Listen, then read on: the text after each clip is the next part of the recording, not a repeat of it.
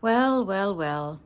It seems that Trump has really pissed off the Chinese, who have made it very clear in several statements today that they will not tolerate their ships being being interceded or impeded, coming in and out of Iranian ports or through the Strait of Hormuz. So there is that happening. As we know, Trump is planning to go to China in May, and so he is getting desperate for some sort of a resolution to this whole issue, especially the issue of the Strait of Hormuz.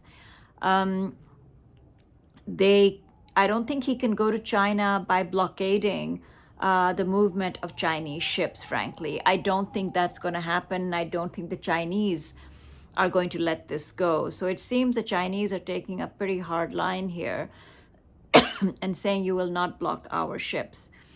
I think Russia is also weighing in on this matter. And so if there's any pressure for this blockade or whatever this nonsense is to stop, it's going to come from the Chinese and from the Russians. There was some proposal on the table that we were hearing from Pakistani journalists that Pakistan was going to patrol the Strait of Hormuz to ensure the safety and the interests of all parties. Now, as we know, Pakistan is trusted by the Iranians, by the GCC countries, UAE notwithstanding, because they're having a royal hissy fit right now. Pakistan is trusted by the Chinese, by the Turks, and clearly now by the Europeans, who one after the other are calling the Pakistani Prime Minister to congratulate him on the effort that was made, to say they support Pakistan's efforts, and also making it clear they want Lebanon to be part of the ceasefire.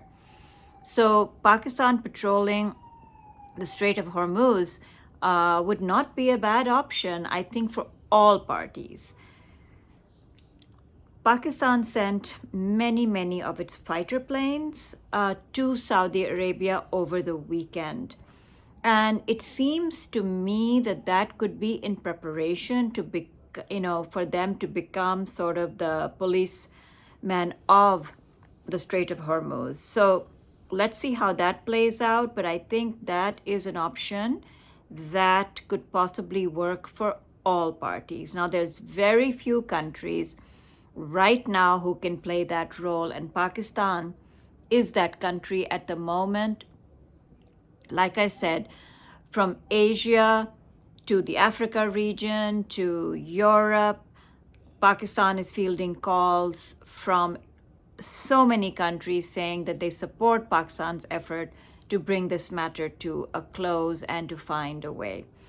There are also now talks about a second round of talks between Iran and the US with mediation from Pakistan. Unclear at what level, but I'm not so sure that a lower level second round works. I mean, if Kushner and Witkoff are the ones that the Iranians are facing, it's going to be an utter failure. If it is true what Netanyahu is saying, that he is being briefed in detail and that the Americans are reporting back to him, that is a non-starter as well.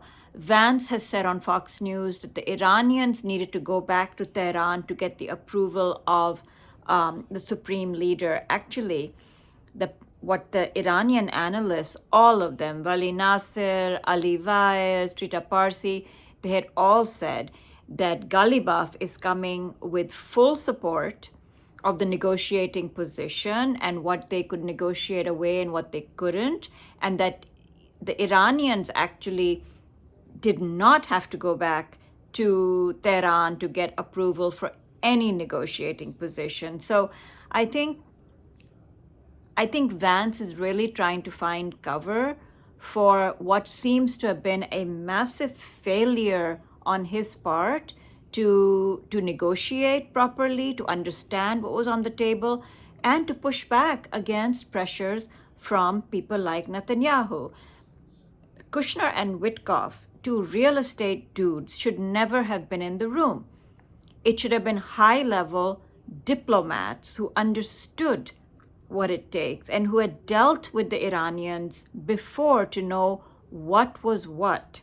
That did not happen. Why Kushner and Witkoff were in these negotiations raises a lot of questions and a lot of red flags. So, let's see what happens. Pakistan is saying they're ramping up efforts to have round two. Where that happens, who shows up, again, I'm not so sure Pakistan's going to recommend a lower level delegation showing up from the United States. It makes no sense. If they are not of equal stature to who the Iranians are sending, then there's no point. Because right now you are in a stage where nothing has been agreed to. So what is the point of lower level people going if nothing has been agreed to and they have no power to agree to anything? So actually, it seems that J.D. Vance himself did not have power to agree to anything, and perhaps not only Washington but Tel Aviv had to approve, and that did not come through, as we can see. But it really is an utter failure of the Vice President of the United States to achieve any meaningful agreement. The one thing that is being talked about is that the Americans wanted a lifetime ban on enrichment. And the Iranians said, absolutely not. That is not going to happen. We have a right to enrich. We will not have a lifetime ban. No agreement is without a sunset clause. Every single agreement has a sunset clause. So then J.D. Vance went back and said 20 years, and the Iranians said nothing doing. The Iranians have counterproposed 5 years. And then sunset clause hits, but renegotiations start after 5 years, after the parties assess where both are, where the situation stands. So right now, what the Iranians are counterproposing is a 5-year enrichment ban and then renegotiation after 5 years. So that is where things stand. Let's see how things pan out. But I think the Iranians can withstand pain, economic pain, much longer than the American government can, that is staring down the barrel of a wipeout in the midterms. So, and the Iranians also look at the calendar and they also know what is happening electorally in the United States. They also know that Trump is at a historically low polling number and that Vance is one of the most unpopular vice presidents in the history of American vice presidents. So they've done their homework and they keep their eye on the ball. They know what the electoral pressures are, and they know that as long as they can keep gas prices high, there will be trouble in the midterms for the Republicans and for Donald Trump.